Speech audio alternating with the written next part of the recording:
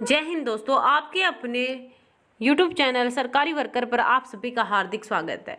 तो आप सभी का ज़्यादा समय न लेते हुए रुख करते हैं आज की ताज़ा खबर की तरफ।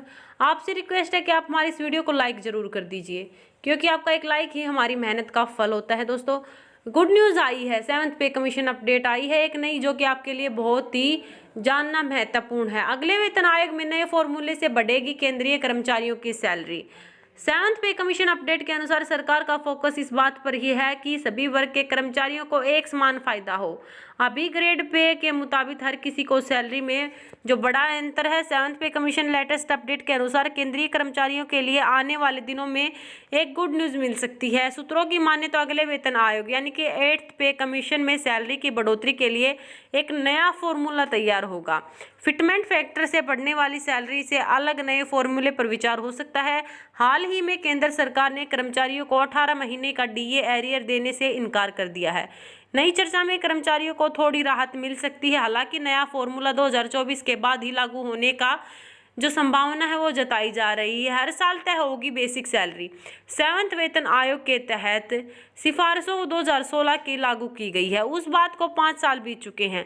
सूत्रों के मुताबिक केंद्रीय कर्मचारियों की सैलरी तय करने के लिए 8वां वेतन आयोग में जो नया फॉर्मूला होगा वो केंद्रीय कर्मचारियों की सैलरी से हर साल तय होगी। हालांकि इस मामले में सरकार की तरफ से अभी कोई भी पुष्टि नहीं की गई है। सूत्रों का मानना है कि अब वक्त है जब वेतन आयोग से अलग सैलरी बढ़ाने का फॉर्मूले पर भी विचार होना चाहिए। कॉस्ट ऑफ लिविंग लगातार बढ़ रही है, ऐसे में हर साल कर्मचारियों की सैलरी में इजाफा करना ज़्यादा बेहतर विकल्प होगा। क्या है वो नया फॉर्मूला, चलिए दोस्तों जान लेते हैं। सभी केंद्रीय कर्मचारियों के लिए सैलरी में बढ़ोतरी के लिए एक्रोइड फॉर्मूले पर विचार हो सकता है। इस नए फॉर्मूले की चर्चा काफ़ी वक्त से हो रही है। दरअसल अभी फिटमेंट फैक्टर के आधार पर सरकारी कर्मचारियों की न्यूनतम बेसिक सैलरी तय की जाती है। इस पर हम हर 6 महीने में महंगाई भत्ता रिवाइज होता है, लेकिन बेसिक सैलरी में इसका कोई इजाफा नहीं होता। जानकारों के मुताबिक नए फॉर्मूले से कर्मचारियों की सैलरी महंगाई भत्ता, कॉस्ट ऑफ लिविंग एंड कर्मचारियों की परफॉर्मेंस से जोड़ा जाता है। इन सब चीज़ों के आकलन के बाद हर साल सैलरी में इजाफा हो सकेगा। यह बिल्कुल इस तरह होगा जैसे कि प्राइवेट सेक्टर कंपनियों में होता है। क्यों बनाया गया है नया फॉर्मूला? सरकार का फोकस इस बात पर है कि सभी वर्ग के कर्मचारियों को एक समान फायदा हो। अभी ग्रेड पे के मुताबिक हर किसी की सैलरी में एक बड़ा अंतर देखने को मिल रहा है, लेकिन नए फॉर्मूले आने के बाद में इस अंतर को बांटने की कोशिश हो सकती है। सरकारी महकमों में कुल 14 पे ग्रेड हैं। हर पे ग्रेड के कर्मचारी से केंद्रीय कर्मचारियों से अधिकार शामिल है, लेकिन इसकी सैलरी में एक बड़ा अंतर है। वित्त मंत्रालय के एक अधिकारी ने बिजनेस डिटेल में कहा है कि केंद्रीय कर्मचारियों के रहन सहन को बेहतर बनाना है, यही सरकार का मकसद है। नए फॉर्मूला का सुझाव अच्छा है, लेकिन अभी तक किसी फॉर्मूले की चर्चा नहीं हुई है।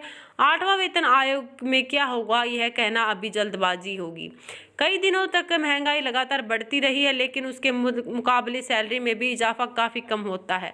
जस्टिस माथुर ने 7वें वेतन आयोग की सिफारिशों के वक्त में इशारा दिया था कि हम पे स्ट्रक्चर को अब नए फॉर्मूले की तरफ ले जाना चाहते हैं। इसमें कॉस्ट ऑफ लिविंग को ध्यान में रखकर सैलरी तय की जाएगी।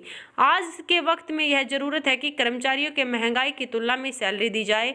बता दें कि एक्रोइड फॉर्मूला लेखक वालेस रुडेल ओक्रोइड ने दिया था। उनका यह मानना था कि आम आदमी के लिए भोजन कपड़ा सबसे ज़्यादा जरूरी है। इनकी कीमत बढ़ने से ही कर्मचारियों की सैलरी में इजाफा होना चाहिए। 7वें वेतन आयोग के से फिटमेंट फैक्टर में बढ़ी थी सैलरी।